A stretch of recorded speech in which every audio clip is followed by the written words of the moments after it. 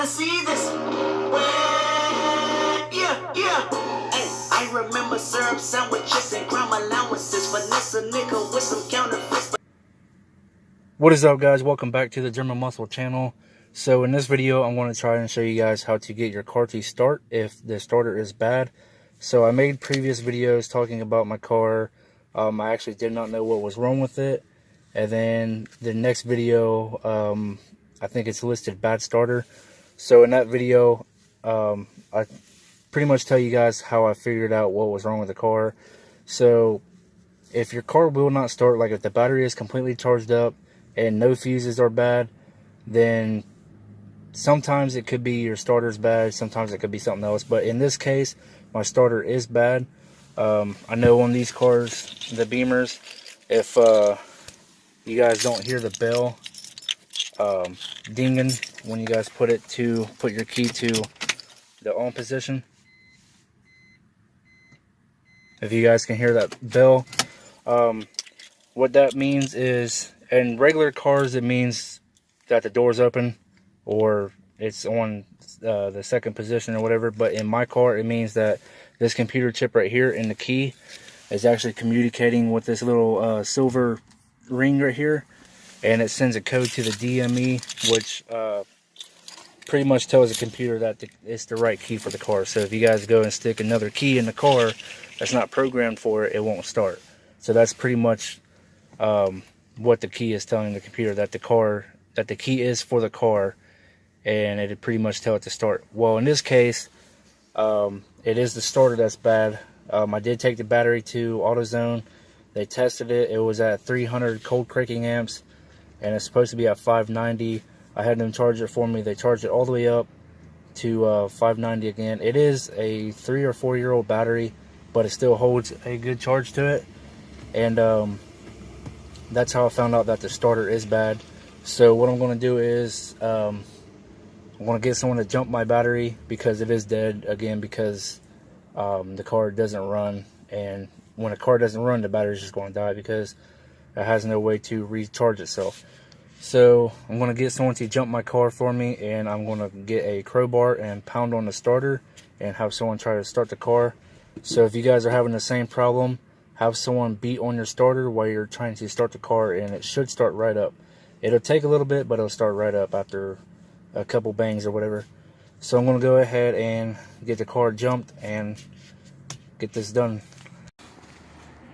But first off, if you guys own a BMW, what I did, I took the intake out just because I need more room.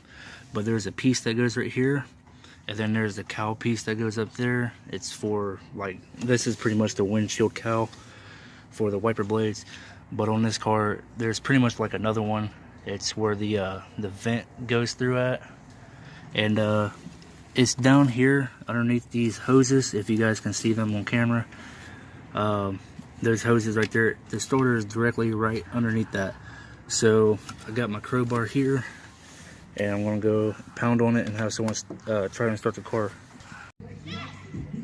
Alright guys, so you probably ain't gonna be able to see it on camera, but behind these hoses right here, the starter solenoid is right there, and then right behind it, or right underneath it, is the starter itself. And I know I said I'd show you guys how to get the car to start, but I pounded the shit out of that solenoid and had someone try and start it at the same time. And yeah, it just does not want to do anything. This starter is just completely bad. So they're like really expensive, but I found a really cheap one on LKQ that I'm thinking about ordering. It's like 60 bucks or something like that. And instead of taking off the entire intake manifold and the injectors and messing with all this stuff, I don't want to mess with anything because there's a crap ton of hoses that go around the intake, and it's the CCV valve hoses. As you guys can tell, this is, I don't know why the previous owner did that instead of just replacing it. I guess he might have looked it up and found out that it's really hard to do. So that's probably why he did that. But there's a lot of oil leakage down there, really shiny. Anyway, so I'm gonna get some jack stands, probably some car ramps or whatever, get the car jacked up in the air pretty high, and then go underneath of the car and take the starter off. I'm not going to do it in this video because I don't have the starter yet, and I don't want management to bitch at me for my car being on ramps and shit. So I will do a video on that when I get the starter. I'll take the old one off and I'll put the new one on. I'll show you guys as best as I can.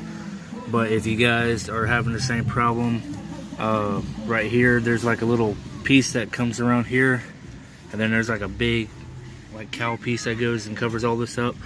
So once you guys get everything taken out, it's just clips. As you guys can see, there's 14mm hex heads. There's 4 bolts that you take out, and then there's little tabs, sort of like that one right there, right here, and then there will be one that goes right there where that white square is, and you just turn those and pull the thing out, pull these wires up, push them over here, and then pull the entire thing out this way so you can get that piece out, and then you'll be able to take the cowl out once you get those bolts out. But that's probably where I'm going to end the video at, because I'm not able to do anything else because I don't have car ramps right now, and really don't want to take anything apart until I get the starter. So, but if you guys are having the same problem, the starter is down there, the solenoid is what you need to hit, and hit that while someone's trying to start it, and sometimes it will start right up, but in this case mine's not, unless I'm not hitting it hard enough. I don't know. But that's it for this video. If you guys did enjoy it, or if it was helpful in any way, leave a thumbs up, comment down below if it worked for you guys or whatever, and don't forget to subscribe.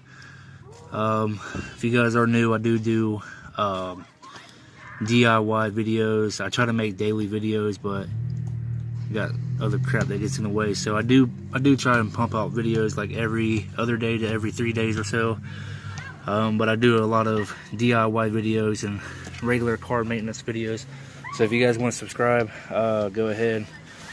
And if I can reach, I said it in a video before, I'll put it at the bottom left corner.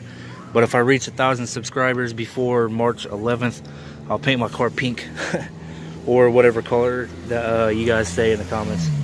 I got 2 comments of people saying Smurf blue, but I'll paint it any color, it don't matter. But yeah, that's it for this video. Don't forget to like, comment, and subscribe, and I'll see you guys in the next one. Peace. He's a pussy.